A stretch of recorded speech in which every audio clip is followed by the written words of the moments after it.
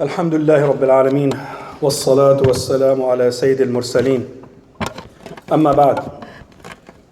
The stories in the Quran have two functions. They're not meant to be stories for the sake of stories or a history lesson or a historical event or anything like that. They have two separate functions. One function is to be a lesson for people of reason, as Allah says in Surah Yusuf, chapter 12, in the beginning of verse 111. لَقَدْ كَانَ فِي قَصَصِهِمْ عِبْرَةٌ لِأُولِي الْأَلْبَابِ. In their stories, there is truly a lesson for people of reason. So this is a lesson. And the second one is وَكُلًّا نَقُصُّ عَلَيْكَ مِنْ أَنْبَاءِ الرُّسُلِ مَا نُثَبِّتُ بِهِ فُؤَادَكَ. In the beginning of in Surah Hud, chapter 11, verse 12. And we relate to you the stories of the messengers to reassure your heart. So to have a lesson, to learn a lesson from it, and to reassure your heart when Allah talks about how He helped His servants, how He gave them victory. It's reassuring that you look at the events around you and you get reassured because Allah Ta'ala says, I did it once and I can do it again. So today's story is from Surah Sad, chapter 38, and talking about Sayyidina Ayub, alayhi salam. Job is the name of the prophet. He was afflicted and remained patient throughout his affliction. In verse 41, وَاذْكُرْ عَبْدَنَا أَيُّوبَ إِذْ نَادَ رَبَّهُ أَنِّي مَسَّنِيَ الشَّيْطَانُ بِنُصْبٍ وَعَذَابٍ. And remember our servant Job when he cried out to his Lord, Satan has afflicted me with distress and suffering. Allah Ta'ala described Sayyidina Ayub as Abdana, our servant. And that is the highest compliment and the highest title a human being can get. To be a servant of Allah. So Allah Ta'ala was not angry with him when He afflicted him. He was a good servant of Allah, and Allah praised him with that title. Ayub alayhi salam, after many years of strength, and he had wealth, and he had many children, and then things started turning. His children died, started dying one after the other, until he had no more children. His wealth went away, and then his health started going downhill until he was basically bedridden. He couldn't move. Now most people can absorb one problem. You get a little sickness, you can absorb it, you can try to find. But imagine somebody losing their job, losing their children, losing their bank account. I mean, the problems when they come at you from all directions, it's devastating. But he, alayhi salam, remained patient. As all these afflictions were hitting him, everybody disbanded from around him. Only his wife remained by his side to serve him and feed him and take care of him. Even, his friends disbanded. They used to go out there and say, oh, he must have done something really bad to deserve what Allah is doing to him. And it's like, we don't want to get anywhere close to him, so we don't get that same affliction. Now that's very hurtful for somebody who is calling to Allah, and shaitan is convincing all of the people, don't listen to him, don't go near him. You're gonna get afflicted too. And that's what the meaning of the verse. أَنِّي مَسَّنِيَ الشَّيْطَانُ بِنُصْبٍ وَعَذَابٍ. That the shaitan is hurting me because his job is to convey Allah's message to the people. And if shaitan is making people disband from him, that's very hurtful. So what we learn from that part is we as believers, as human beings, will be tested. How? It's up to Allah Ta'ala to know how we will be tested. But we will be tested throughout our lifetime, with good, with bad, with things we like, with things we don't like, but we will be tested.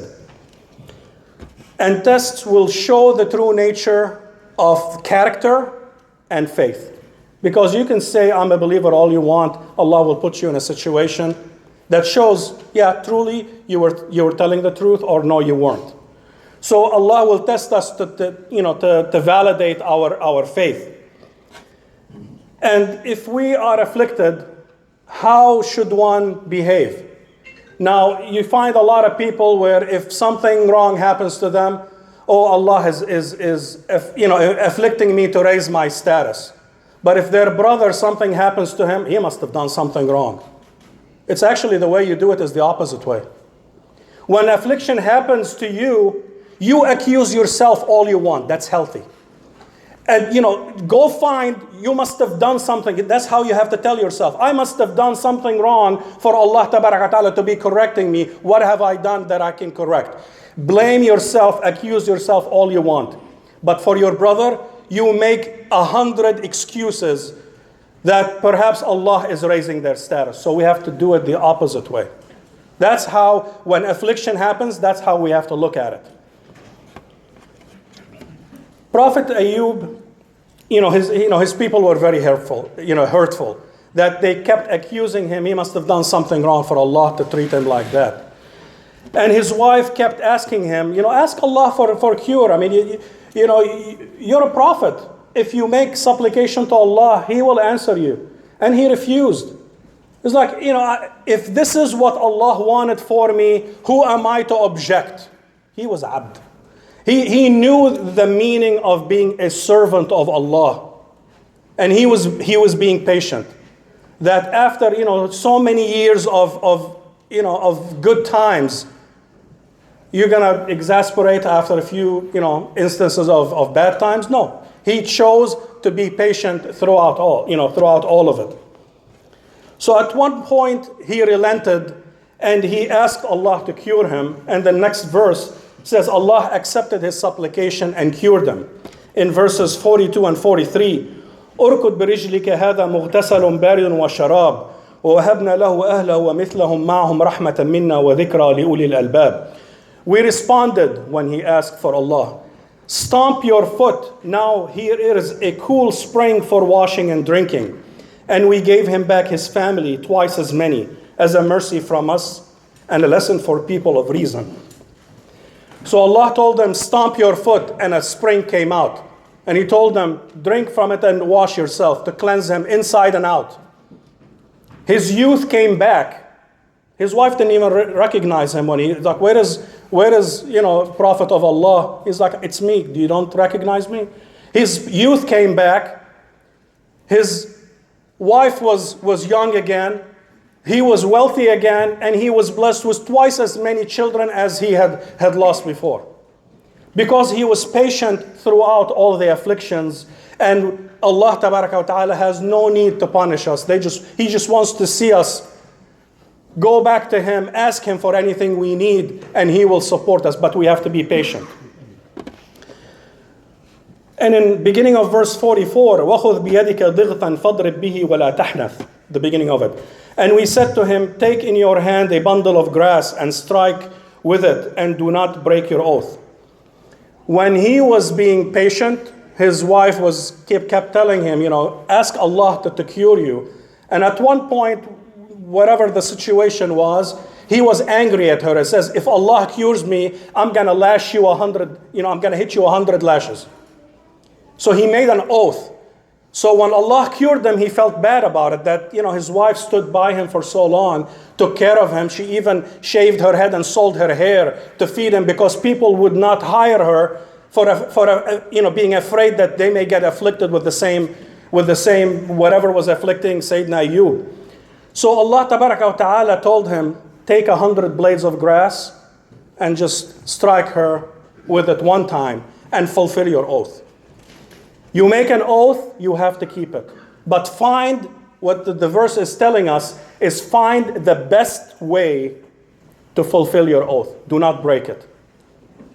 He could have taken a whip and hit her 100 times and probably killed her, or take a little 100 blades of grass and swipe with it, which doesn't really hurt anything.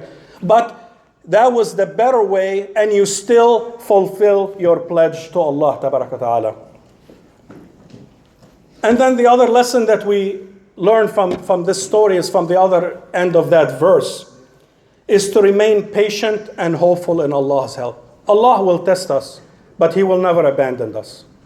If you are connected with Allah, you always pray to Him, you always ask Him for help, you always go back to Him. Awwab. You always go back to turn to Him for help for anything that you need. Allah will never, He's not going to abandon you. He wants to see you patient. He wants to see you, how strong your faith is and can it get stronger. So the afflictions for Prophet Ayub alayhi salam came from all directions, but he remained patient. And the last verse, إِنَّا وَجَدْنَاهُ صَابِرًا نِعْمَ الْعَبْدُ إِنَّهُ أَوَّابٌ. We truly found him patient. What an excellent servant he was. Indeed, he constantly turned to Allah. Now I want you to taste that word, نِعْمَ الْعَبْدُ. How excellent a servant. What two beautiful words. If you are an employee and your boss comes in and say, here's the employee of the month. What an excellent employee.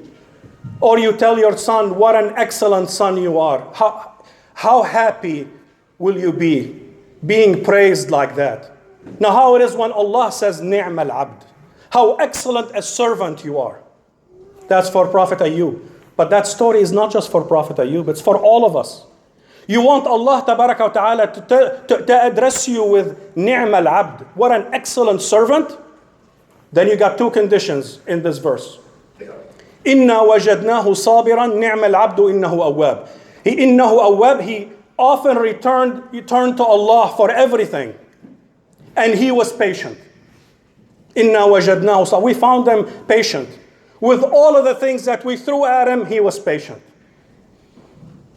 It's a beautiful verse. If you just look at it and just kind of deeply look into that verse, you can achieve that status of ni'm al-abd.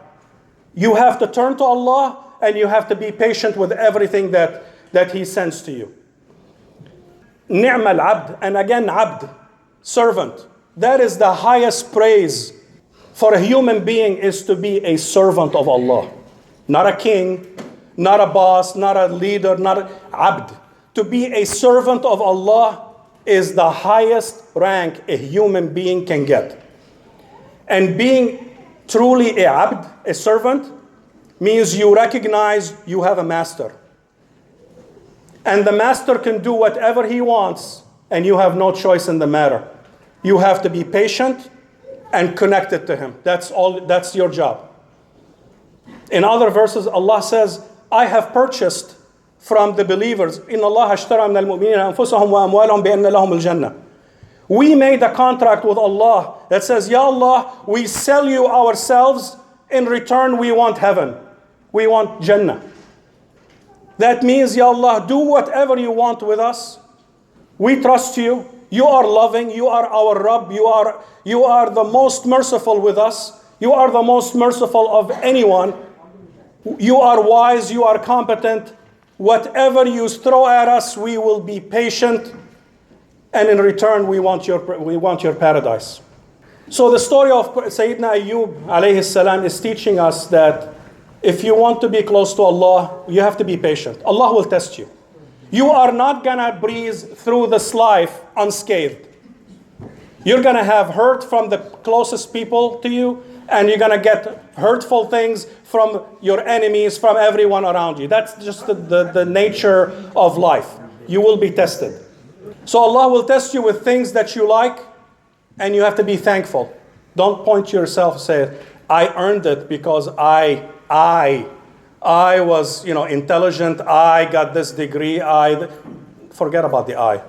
Leave the I alone. Say, Ya Allah, it's all from you. Thank you for blessing me. It's not your intelligence. It's not your strength. It's nothing that you do is why you have what you have. It's because of Allah that you have what you have. That's what an abd is. An abd gives everything to his master. The master gives everything. We are just recipients. We don't have anything. We need Allah for everything. And if Allah tabaraka wa ta'ala tests you with sickness, with things that you don't like, Be thankful and be patient. Allah wants to see you patient. Because bad things happen to you, could be many things. You could be doing something wrong that Allah is correcting you. Could be Allah wants to strengthen you, just like when you take a vaccine, it gives you immunity. Those tough times that you go through makes you stronger, makes you more attached to Allah, that you know Allah got you out of that problem, He'll get you out of other problems. So it can strengthen you.